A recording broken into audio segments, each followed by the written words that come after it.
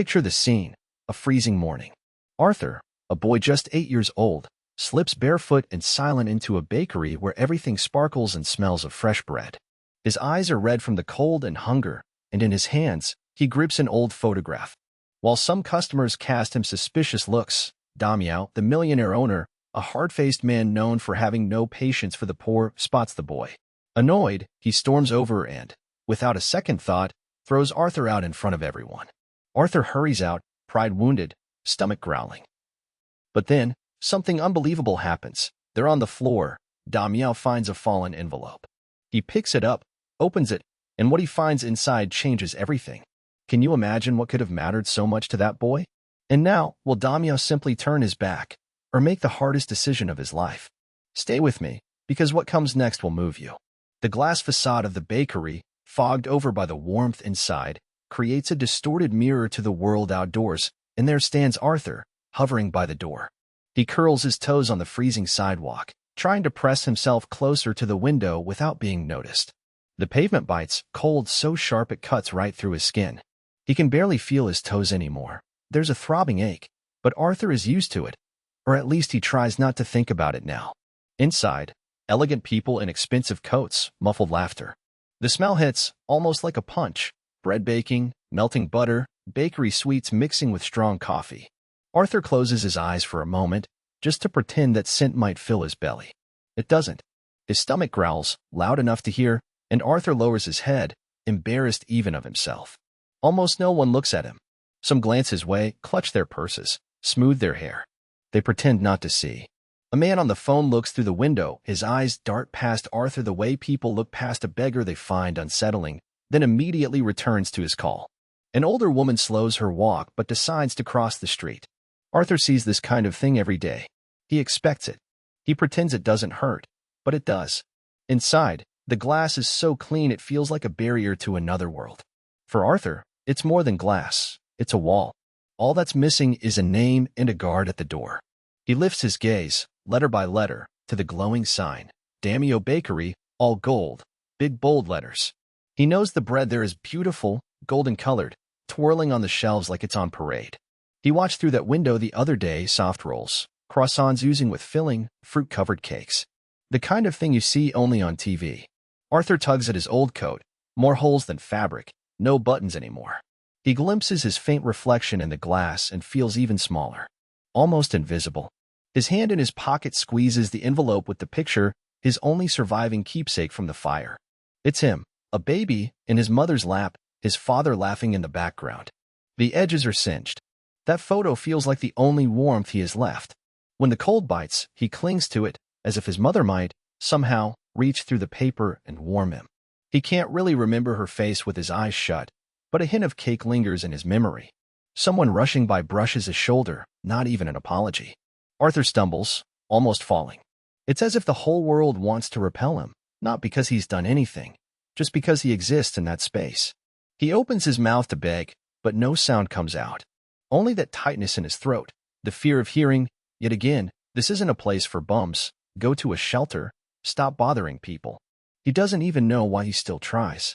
Inside, a lady bursts out laughing, cheeks rosy, a golden cheese bread in one hand. Arthur swallows hard, thick saliva, trying to imagine the taste. He remembers when his mother used to bake bread at home. It looked different, less pretty, but now seems as distant as an impossible dream. Outside, the wind cuts through him. Arthur shakes all over. The city sound is waking up: bus horn, screeching brakes, roaring motorcycles, a few desperate birds searching for food just like him. Amid it all, Arthur just wishes he could vanish, or maybe be seen. Not like this, not as a problem, but as a real boy, hungry, cold, homesick. He stands motionless, one eye on the window, one on his pocket. Through the glass, he sees a family sitting near the window: a father, a mother, a little girl with a tablet, watching cartoons. They're all laughing, all warm. Arthur squeezes the envelope even tighter. He runs his thumb over the photo the way his mother used to run her fingers through his hair when he cried. He can almost feel warmth rising through the sore skin on his face. He's afraid. If only someone truly saw him, maybe they'd ask if he needed help. But no, everyone's too busy staring at their own lattes, their overly stuffed croissants, their endless to-do lists. Arthur is just another dirty face reflected in the bakery door. He lets out a long, heavy sigh. If he musters up the courage, he'll go in. If not, he'll wait for leftovers in the trash bags behind the building later in the evening. But here, in this moment, there's only silence. The kind that digs deeper than any words. For a second, Arthur closes his eyes and imagines, if his mother were here, what would she do? Whisper gently in his ear, coax out a smile, call him inside, fill the house with the smell of cake. He holds the envelope even tighter, almost wanting to cry, but holds it in. He can't cry in front of everyone. In the street, nobody cares about a lost child's tears. The automatic door makes a soft noise, like it resents the cold slipping in with him. But for now, Arthur can't summon the courage. He glances inside again, the smell even stronger. He presses his belly, trying to trick away the emptiness. He imagines the taste of the bread, soft, warm, just like when life was good. Again, nobody notices the boy standing there. He's just a shadow in the frozen morning, a silent cry for help pressed up against the glass, clutching a photograph in a torn pocket, trying to be strong, trying not to disappear completely. Inside, everything is brightly lit. Harsh light shines on the spotless floor and reflects off displays stacked with braided breads, tall cakes, those pastries that look like works of art. There's the scent of hot bread, strong coffee, faint saxophone music playing. Customers dress well, speak in low voices. A woman with a gold necklace laughs at something on her phone. Arthur slips in, barely making a sound. He comes to a halt right at the entrance, dirty feet on the white floor, trousers askew. His light brown hair is messy, a dark stain smears one cheek, maybe dirt, maybe dried tears. He holds onto his pocket so tightly his hand shakes. He wears a ripped shirt, thin, no match for the morning cold. He tries to straighten his shoulders, to shrink in on himself, but his rumbling stomach echoes through the room. The second he enters, the mood shifts. The girls behind the counter take a step back.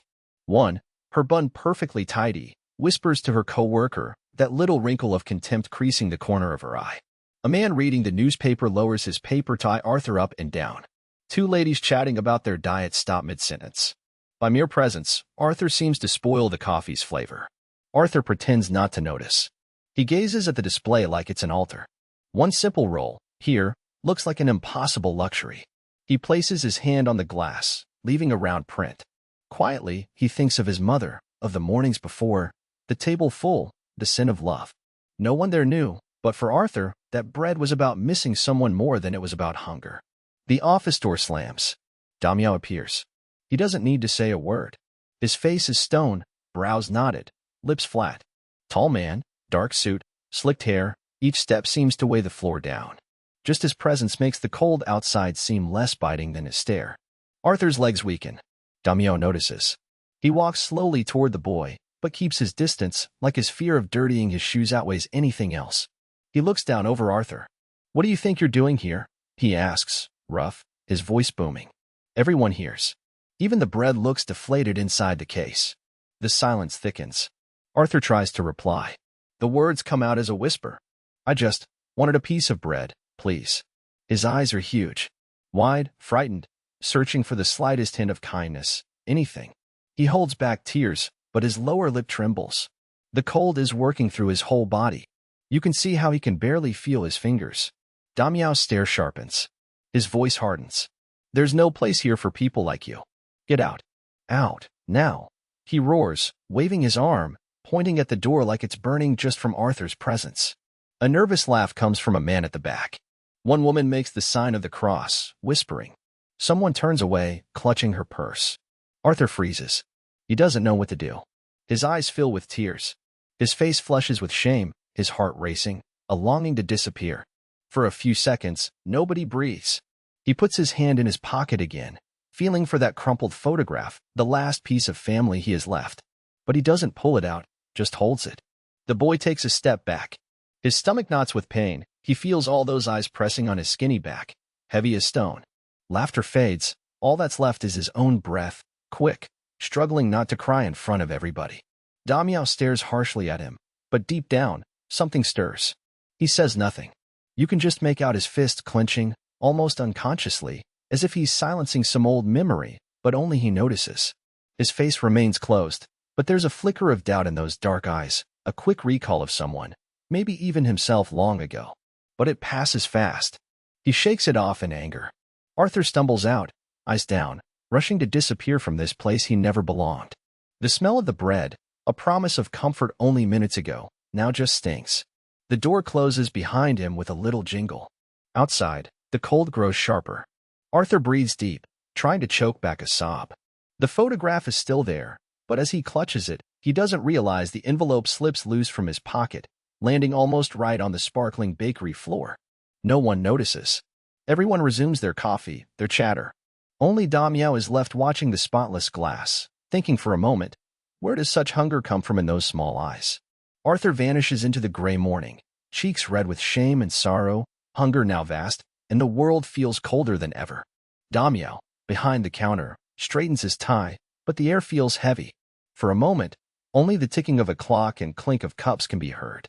Time stops between the two of them, separated by a sheet of glass.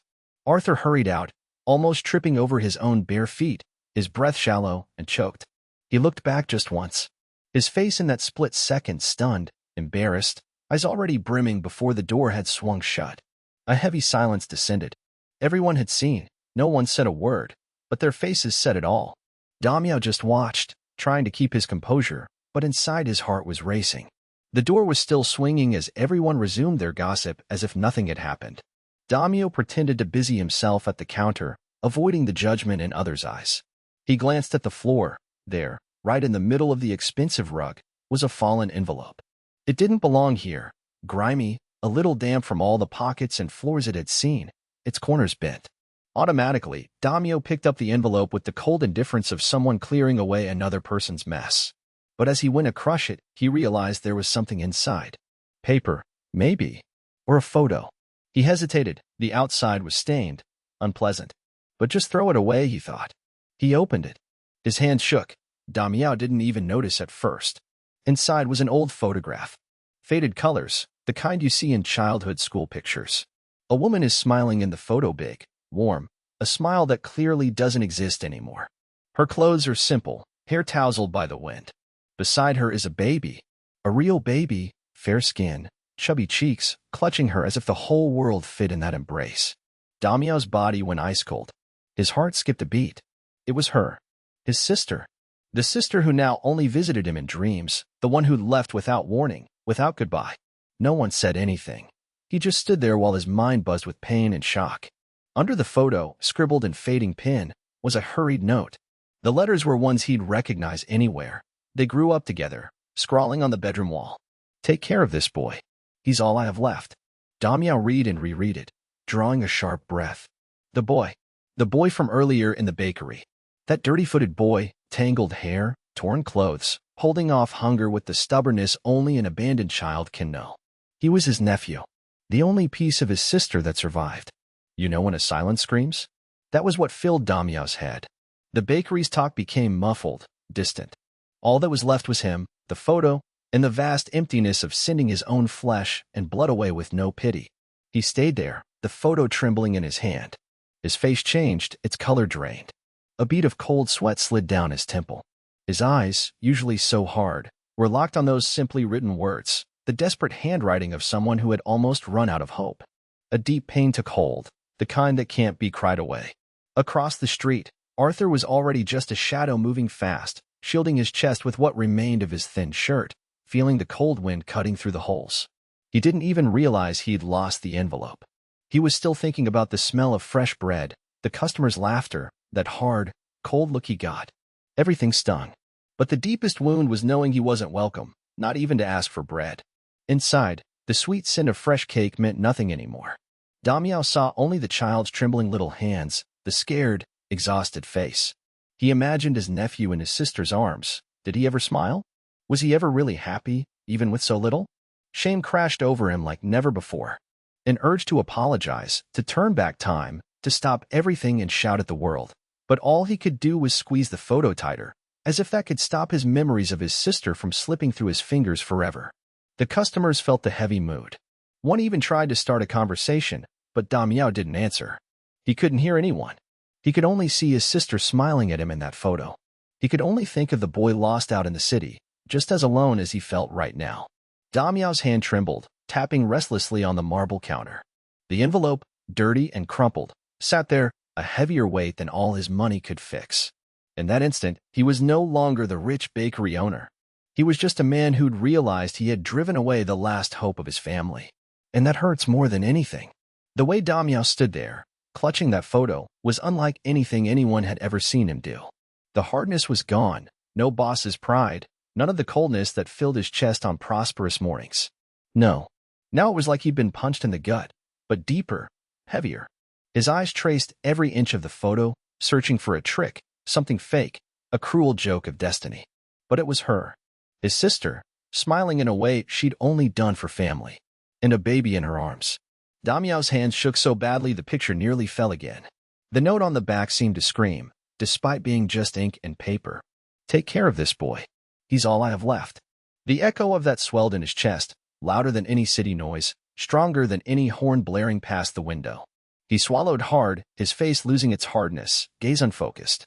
The bakery's silence grew enormous, impossible to ignore.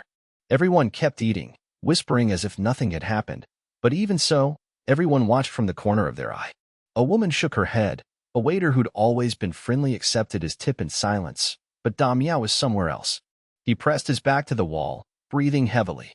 For a moment, it was as if he didn't know where he was. All he could picture was the boy's face, dirty, thin. The boy he himself had thrown out. The same boy in the photo. The nephew he should have protected, cherished, cared for. The sister's blood, her last piece. And he hadn't even recognized him. Damião's chest was raw with regret. Every old memory felt like an open wound, the smell of his sister's hair, her laughter, her voice calling him for dinner after he'd come home late. He remembered promises made in a hospital, eyes shining with love and fear all at once. It's all right, Damião. I know you'll take care of everything. But he hadn't. He failed when it mattered most. And now, on this cold floor, it was all laid bare by a crumpled photo and a boy lost on the streets, alone in the world. My God, what have I done? The words came out barely above a whisper. Pride had faded long ago, melted into that old piece of paper. Without thinking, Damião dropped everything. His apron fell onto the chair, wallet, phone, only the photo mattered, clutched in his fist as if his life depended on it. He threw open the bakery door with a bang, not caring about the freezing wind on his face. You know that piercing early morning cold, the kind that scrapes at your skin? That's what he felt outside, though inside was even colder now. His heart was pounding so hard it hurt. Running along the sidewalk, he searched frantically from side to side, looking at the crowds, gaps between buildings, car windows. People didn't pay him any mind. A rich-looking man, dressed smartly, running out coatless, breathing hard. Nobody understood. Arthur. He hardly dared to call the name aloud. It weighed too much. The words caught in his throat. But each step brought more panic. What if the boy was gone forever? What if something had happened? Cold sweat trickled down his face. His nose was numb. Never before, had he felt so lost amid so many people. Inside his head, Damião tried desperately for some memory, some detail that could help. How many times had his sister smiled just like that? And that frightened look on the boy, that was exactly the same. The way he clung to the envelope, both hands, as if it was the most precious thing in the world. Damião closed his eyes, trying to bring closer the scents and sounds and time when they'd still been a family. But now it was different. Now it was all pain, guilt, and urgency. The city gave no rest. Honking traffic, flashing lights, men in suits, people sleeping on the pavement, bags of garbage, horns, the sour smell of night turning to day. Damião rushed to the corner where he thought he'd seen the boy disappear, but there was nothing. Dew-slick pavement, smudged cigarette ends, a stray dog nosing trash. More emptiness. Tears ran down his face, and he didn't care. Inside, a vast terror. What if he couldn't find Arthur? The weight of a lifetime's regret. The shame of having pushed the boy back into the cold, ignored hunger, teary eyes, a silent plea for help, a cry unspoken, only felt. His humiliation was impossible to hide. He felt utterly exposed. No one would ever guess what the owner of that famous bakery was going through. He tried to recall which way the boy had turned, some nook where he might have paused. He asked people along the sidewalk, but no one recalled or pretended not to. A yawn, a blank look. After all, everyone was used to ignoring the abandoned kids. But Damião had no option to look away this time. Not now. That was all that mattered. Finding Arthur. Each passing moment, his guilt grew with his desperation. Time was slipping through his fingers. His sister's face haunted him. That message on the photo burned like fire. Damião felt that if he didn't find the child, he would never sleep peacefully again, could never see his own life the same way. Still near the bakery, he called out again, listening to his own voice echo, hoarse, brittle. The world spun on, indifferent. For Damião, everything had changed. Time had locked itself into that morning and would only move forward when he looked into Arthur's eyes once more. The biting wind stung Damião's face, but by now he barely felt it. He just walked, clutching the picture between fingers sweet with sugar, flour, now also dirty with earth and sorrow. The world out here was different from the bright windows of the bakery. Here, the street was something else entirely. People hurrying past in tight coats, fine rain slapping the asphalt, horns honking, the scent of frying oil and cigarette smoke. And him, a man who'd always called the shots in his own domain, trying to find his way into a world he'd never really entered. He asked an old lady with grocery bags, showing her the photo. Her face hardened. She clutched her purse to her chest, shook her head without really looking. He tried again with a boy selling candy at the light, but the kid only glanced up, wary, like he expected the worst from anyone well-dressed. Damião showed the photo, voice faltering, "Have you seen this boy?" But the answer was only silence, then a hushed, "No, sir," before the boy melted away. No one wanted to talk. Step by step, Damião's chest burned more. It was so cold. His expensive shoes were spattered with mud, and that didn't matter now. He ducked into an alley, having spotted from afar a huddle of children gathered around an old blanket, shivering. One coughed, another spun an empty plastic bottle. Damião nearly slipped on the slick ground. He stopped, took a deep breath, swallowed his pride, held out the photo, voice trembling. "Have you seen this boy?" The skinny faces studied him, suspicious. A girl, hair in messy knots, looked carefully and replied, "There's a lot of boys out here, sir. We don't know them all." Her eyes looked old, far too tired for her age. Damião wondered, did Arthur already have that look? He ran, darted into a cheap bar, asked the bartender, the cleaning lady. Everyone said no. The clock seemed to run faster. The cold crept inside him, but it was a different kind of ice now that ruled Damião from within. Every door he knocked on, every square he crossed, the feeling intensified. Guilt, despair, a bitter mix he'd never tasted before. Money wasn't enough. Being the owner meant nothing now. To find Arthur, you just had to be a person. On one corner, the sidewalk was filled with street vendors, the smell of stale coffee and yesterday's bread. Damião's stomach turned. He couldn't even recall his last meal. He saw a boy sleeping on cardboard, lifted the blanket gently. Not Arthur. The boy woke, frightened, tried to hide his hands, and for a moment Damião saw, up close, the very fear he'd spread without even noticing. He stepped back with an apology, though the words stuck in his throat. Time grew foggy, the daylight was almost gone. It got harder to see, even harder to know if he should keep trying. Crossing a park, he heard the echo of crying, but it was just a baby in a mother's arms, asking for change. He leaned down, asked again, but the mother only shook her head, staring at nothing. "So many lost children," she said, and those words echoed through his mind. His hands were trembling. His heavy coat weighed more and more, like he was carrying bricks. Cars crawled past, and every time a horn blared, Damião jumped, as if it might be Arthur, as if it might be another disaster. He pressed the photo to his chest, as if that way his sister would somehow answer, tell him what to do. He saw a group of teenagers going into an abandoned building. He decided to try there. He climbed up, afraid of the filth, of the shouts he heard from above, of the strong smell of mold and urine. He asked again. Nothing. One of the boys looked at him with a hard face, mumbled, "Nobody here deals with younger kids, mister. Try the square." This time, Damião felt a knot in his throat. It wasn't just guilt. It was fear, helplessness. What did he know about pain? Before, he thought he knew all about it, just because he'd lost money in business, because his father had once gotten sick. But there, in the alleyways and drizzle, Damião realized, real suffering belongs to those who get forgotten, the ones who have no one to shout for them. Arthur's silence, his downcast eyes, the way he held the photo, it all became clearer now. It had all been a silent cry for help, and Damião hadn't listened. Night was falling, and the city changed colors. Yellow street lamps, the shadows of people hurrying by. Damião saw homeless men piled up near storm drains and heard the hollow laughter of those trying to forget the cold. He sat on a step, face in his hands, and for the first time he felt tears rolling down, wetting the photo. "Forgive me," he whispered, to his sister, to himself. He stood, took a deep breath. He knew he couldn't stop. He looked at the street, left his pride behind, and decided he would ask every person, look in every corner, until he found Arthur. And in the end, maybe he was the one who needed to be saved from that cold, lost night. Damião had already lost track of time. You know when you walk aimlessly, that image pounding in your mind? That's how he was, hurrying along, crossing muddy roads, hearing the honk of impatient cars, the cold wind slapping hard against his face. Every so often, he'd stop, showing the boy's photo to whoever passed. Some people didn't even look. Others just shook their head, and the few who answered only said, "Never seen him." But he kept going. His hands didn't look like a businessman's anymore. They were dirty, smelling of the streets, of people, of neglect.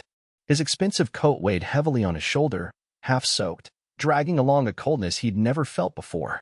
Damião stopped worrying about his own pride when he knelt down beside a group of street kids to ask after Arthur. The children got scared, most scattered. Only a little girl, all bundled up, pointed toward the square up ahead. The sky was gray and heavy. The trees swayed slowly, full of dead leaves. In the air, a mixture of car exhaust, the smell of stale bread from somewhere, and emptiness. There were few people in the square, most looking like they just wanted to disappear, each lost in their own world. In the corner, on a wooden bench with peeling paint, Damião saw the sight, small and fragile, but it took his breath away. Arthur was there, huddled up, far too thin beneath that flimsy jacket, barefoot.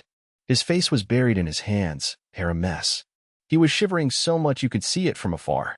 The boy clutched a crumpled paper, the old photo pressed to his chest as if it was all he had to keep himself from vanishing with the night. Damião felt the ground drop out beneath him. His feet wanted to bolt, but all he could feel was the shame of realizing he'd made a terrible mistake. He knelt down slowly, afraid even to startle him. The city sounds seemed to stop all at once. You could only hear a bird here, a soft cough from Arthur there. Arthur looked up, scared, with that look only someone who's lost everything knows, a wide-eyed stare, cheeks red from cold, and a whole lot of distrust. For a moment, the two just looked at each other. Damião saw his own reflection in the boy's eyes, his guilt written so plainly it couldn't be put into words. Damião's voice barely came out, caught in his throat, hoarse and breaking. "Arthur, forgive me." He took the boy's hand. So small, so cold, cracked skin, and noticed Arthur was burning with fever. Damião couldn't even tell if it was sweat, tears, or just the chill marking the boy's face. I shouldn't have sent you away, Arthur. I didn't know. Please, let me take care of you," he said, fighting back tears, lost for what to do. No one had ever apologized to Arthur like that. He looked back at the man sitting in the dirt, getting his knee muddy, and didn't understand. His whole life, people stepped over him, yelled at him to get out of the way. No one came close, much less stuck around and waited. Arthur squeezed the photo tightly. His finger trembled. That photo was the last of his mother, his father, the only piece of family he had left. For a second, he resisted. He was afraid to trust again, afraid to lose yet one more thing he'd never really had the right to hold. Damião felt the boy's breathing get quicker. He saw the bright, feverish, desperate look in those eyes. He spoke again, softer this time, almost whispering. "I'm your family, too, Arthur. I promise, I'll never leave you alone again. You belong with me." Right then, Arthur looked at the photo, then at Damião's hand, and saw something he'd never had on the street, someone wanting to hold on, not push him away or take something. Slowly, scared he'd regret it, Arthur let go of the photo and let Damião hold his hand. His nails were chewed down, fingers like ice. But there was strength, life that wanted to go on. The silence grew enormous. Between them, only the sound of racing hearts, the child's and the adult's. Damião couldn't hold it. He let a tear fall, unashamed, as if learning once and for all that money could never buy the worth of an embrace. He pulled Arthur close, holding him tight, feeling those bony shoulders trembling with cold, and promised again, softly, to the boy, and to all the memories in that photo, "I swear, for your mother, for my sister, I'll never let you go." Arthur closed his eyes, let himself lean a little into Damião's chest, and on that park bench, in a world that always rushed past too quickly, two hearts found room to breathe at last. Life went on outside, rain beginning to fall, cars honking, people running to stay dry. But there, on that wooden bench, something had changed forever. Damião carried Arthur home in his arms, as if the boy were a gift too fragile to drop. The mansion gates creaked open slowly, and only the cold wind's murmur accompanied them inside. The hallway was wide, marble and expensive things everywhere, but the silence felt even deeper as they passed. No one, Just the two of them and the echo of their own breath. The boy shivered, even pressed against Damião's warm body. His hair plastered to his forehead, his skinny hand gripping the folded envelope as if afraid to lose the last part of his mother. Damião tried not to cry. He picked up the pace, went up the stairs, opened the guest room, always immaculate, rarely used. In the bathroom, he turned on the hot water, knelt beside the tub. He tried to smile, but guilt and fear of failing split his face in half. Arthur watched everything uncertainly, head down, a mix of shame and doubt. Slowly, he pulled off his dirty shirt, watching out of the corner of his eye to see if Damião would scream, like so many others had. Damião just turned his back, letting the boy take his time. He listened to the water running, the sound of a sigh. Arthur gradually let the warmth soak into his skin, his fingers playing with the bubbles. In the steamed-up mirror, for the first time, he saw a face a little less dirty, though still marked by pain. In the bedroom, Damião searched for some old pajamas from when the nephews once visited, who didn't come anymore. He found a light blue set, a bit faded, but clean. When he returned, Arthur was already wrapped in a towel, eyes red, but a little color showing in his cheeks. "Come eat something, son." Damião's voice faltered at the end. He didn't know if he could call Arthur son, but the word escaped before he could help it. The boy hesitated, eyed him with suspicion, brow furrowed, but walked quietly down the hall. In the kitchen, Damião got a pot and stirred the soup. Sister's recipe, from the old days, tomato, potato, carrot, simple but fragrant. The clink of the spoon on the pot eased the tension a bit. He turned away as Arthur explored the kitchen, too shy to sit. He was scared of making a mess, of somehow being wrong for merely existing there. He set the bowl on the table. Arthur sat slowly, turned sideways on the chair, as if ready to bolt at the slightest reprimand. Damião pulled up a chair and sat with him, careful not to stare, so as not to scare the boy. He just sat close. The smell of soup filled the air. Arthur gripped the spoon with both hands, trembling from cold and hunger, but still too shy to dig in. He glanced quickly at Damião, checking if this was real, if it wouldn't all end with him getting thrown out again. "You can eat," Damião whispered. Arthur took a spoonful, cautious, as if afraid to like it, afraid it would end too soon. His eyes closed for a second, feeling the warmth spread inside. A cracked lip curled into a tiny smile, which he quickly hid, lowering his head again. The millionaire blinked back tears. He just watched, thinking of everything he'd let slip by, ashamed of all the wasted luxury while the only nephew he had left was walking around hungry and scared. For the first time, he felt something warm inside, a strange pride, a sense of getting it right, after so long feeling nothing but emptiness. The house, so silent before, now had new sounds. The little slurps of soup, the boy's breathing calming down. Every now and then, a timid giggle escaped, especially when the family dog came over to sniff around. Damião chuckled softly too, not realizing how long it had been since he'd laughed at anything. His chest swelled, as if each of Arthur's laughs chased off that old shadow weighing down the house. They finished the soup together.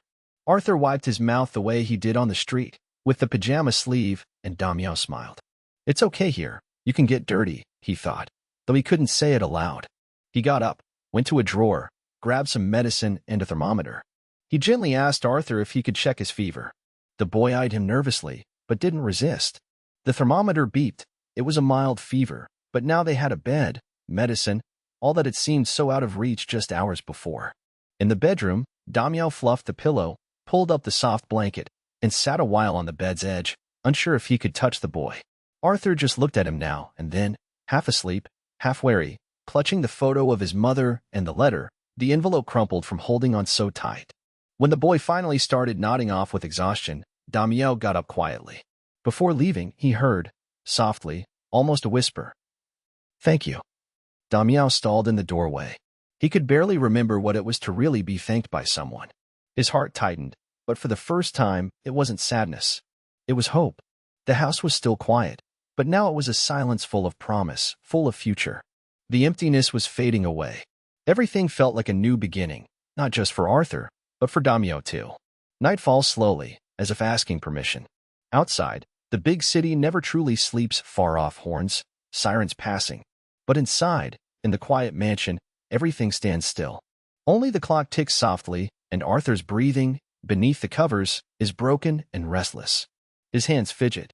The warmth of the bath is already just a memory, and the taste of soup sits in the back of his throat, mixed with anxiety. Damião sits in the armchair by the boy's bed. He has none of that stern posture now. He looks at Arthur, and his face, he doesn't look anything like the businessman people know.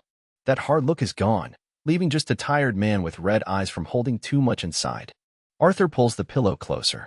He watches Damião, bewildered, as if still not sure if this is real or just another bad dream, the kind you wake up from with a tight chest. In the silence, the boy pulls the old photo out from his pocket, wrinkled, the edges worn. He looks at his mother, missing her so badly, feeling the deep hurt of someone who lost too much, too young. Damião takes a deep breath. His voice comes out thick with emotion. Arthur, I need to tell you something, son. Something you deserve to know. Arthur's eyes go wide, startled, his heart pounding. He's never been called son before. He doesn't know whether he likes it or wants to run away. Damião wipes his face, brushes away his tears, but another escapes anyway. There's no hiding now. He takes the photo from the boy gently and points to the woman smiling, holding a baby. That's my sister. Your mom. For a second, only silence keeps them company. Damião weighs every word like he's walking on broken glass. Your mother was everything to me. My best friend, my confidant. After she died, I got lost. Angry at the world, at myself, at everyone. I shut my heart. So, when you came into my bakery, I acted like a monster. Forgive me, my boy. Forgive me. Arthur just looks at him. His eyes shine in the lamplight, but also with tears. He bites his lip, unsure what to say. His mind is still a child's. He understands only half the story, because missing someone and hurt don't really fit into words. But he sees his uncle there, so big and so small at the same time, and feels a kind of embrace that isn't physical. A longing to trust, to believe a family might still be possible. The boy curls up beneath the covers and whispers, almost inaudible. I just don't want to be alone anymore. Damião's sob isn't loud, but it trembles in his chest. His hands reach for the boy's, warm, rough skin but gentle touch. Damião strokes Arthur's head. He still smells like the street, and of new soap, a mix that moves Damião in a strange way, a sense that everything could have been different if only he looked more carefully before. The room is thick with feeling, the kind that makes it hard to breathe. Guilt, longing, hope, all mixed together. Damião speaks, but his voice breaks. I wasted too much time. I ran from your mother's memory like I was running from myself. But I promise, Arthur, from today on, I'll take care of you. You'll never sleep on the street again. Never again. Arthur wipes his face on the sheet, awkward. He's never put much faith in promises. In his life, people have promised plenty and nothing's changed. But now, lying there, half full and with a bit of warmth rising in his chest, he feels something different. A weight slipping away. A longing to believe. You're staying here with me, right? The words barely above a whisper. Damião squeezes his hand, nods, tears streaking his face, unashamed to show them. I will. Always. You'll never be alone again, Arthur. Never again. The boy grins a little, that uneven smile of someone still learning what it means to be happy. Time passes slowly. Outside, the wind taps at the window like a whisper. Inside, two hearts meet halfway between fear and longing. There, in that big and still strange room, a family begins to be reborn, even if no one fully understands how. Damião tucks the covers up to Arthur's chin, sits down in the armchair, and stays, listening to the boy breathing, every breath a relief, every silence a renewed promise. The open wound begins to heal, little by little, just because, this time, no one's leaving. That morning, the wind cut through downtown like a razor. The sky was gray and heavy, as if trying to push everyone indoors. But there they were, Damião and Arthur. The boy, now in clean clothes, still thin, small hands stuffed in the pockets of a new coat. And Damião, head bowed, eyes shifted, as if now noticing every detail of the ground he used to ignore. They walked side by side, slowly. The street seemed different, yet just the same, the smell of old bread mixed with exhaust fumes, stray dogs nosing through trash, umbrella sellers calling out softly for customers fleeing the rain. Arthur looked at everything more calmly. Damião noticed that even after days of safety, the boy still veered away from hurried strangers and listened for heavy footsteps, as if danger might leap from any corner. Near the square, where the concrete benches gave a chill on cold nights, they stopped. A cluster of kids huddled under a shop awning, trying to avoid the drizzle. The smallest, maybe 5 years old, wrapped in a blanket far too thin for the weather. Dirty face, red cheeks from the wind. Arthur looked at Damião and murmured, almost afraid to say it aloud, They must be hungry too, like I was. Damião's chest clenched, a deep longing to kneel, open his arms, shield every one of those children from all the world's harm. Instead, he just breathed in deeply, shoulders slumped. He called Arthur's name, grabbed a big bag from the car. Inside, fresh bread, milk, some sweets. But especially, there was an intention that you couldn't see with your eyes. Arthur reached out, still a bit wary. He stepped towards the children. The first word stuck in his throat, just a toothless, sincere smile came out. Little by little, he drew closer. Hi, are you hungry? Shy, but steady voice. A little girl with a tangle of hair broke into an uneven grin and grabbed some bread, almost in disbelief. At first, Damião watched from a distance. He, always known for being cold, now felt his throat close up, palms sweating inside his expensive suit. Outwardly, he did everything not to show it.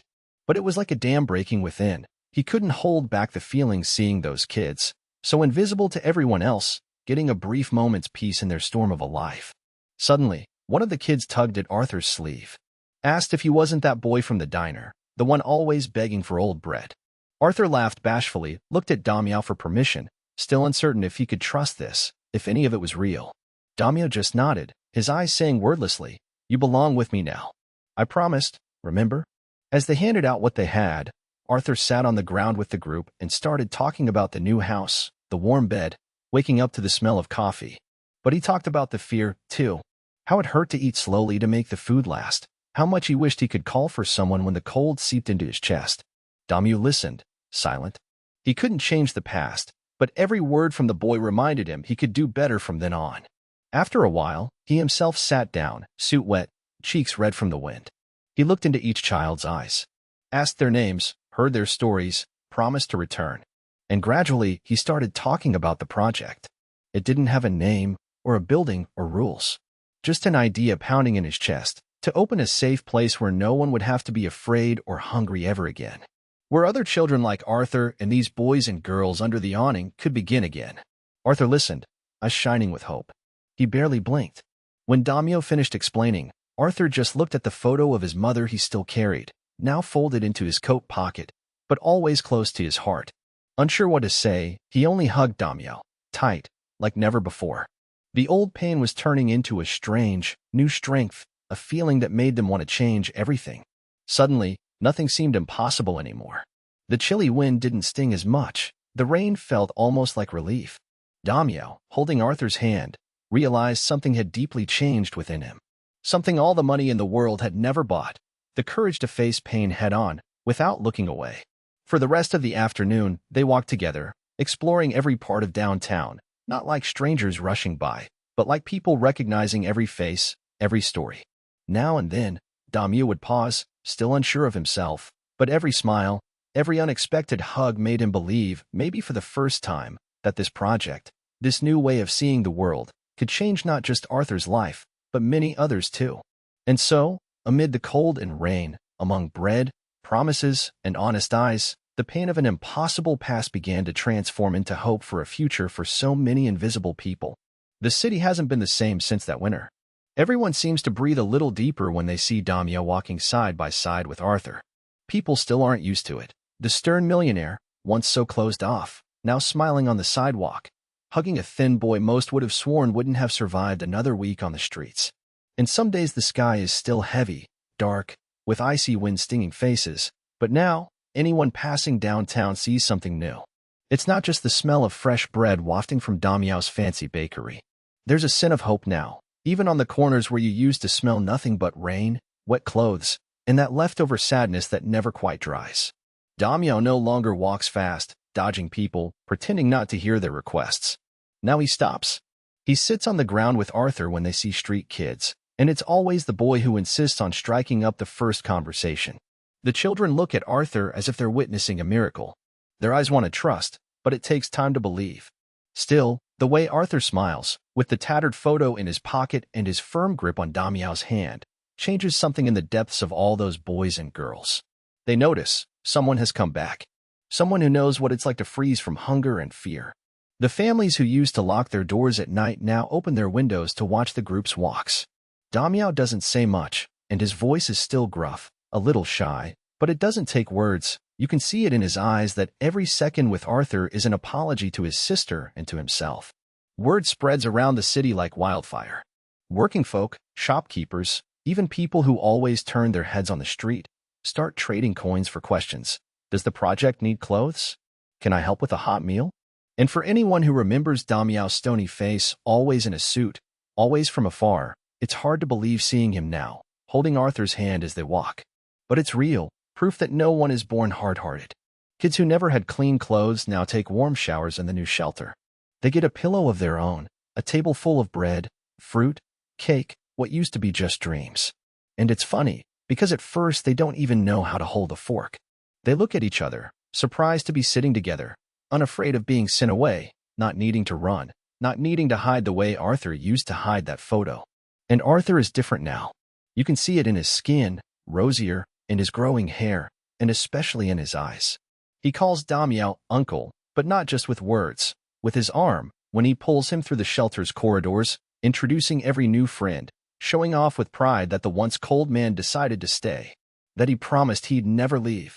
There are new photos on the walls, at the bakery, at the shelter, in the little houses popping up all over the city. People who were once invisible are smiling now. People who only wanted silence now sing and play. Damião becomes an example in a way he never expected. Parents who gave everything but thought they were alone now find the project to be a support, a fresh start, even a way to find kids lost somewhere in the city's chaos. The looks from people passing by have changed. It's no longer that fear, that rush to look away.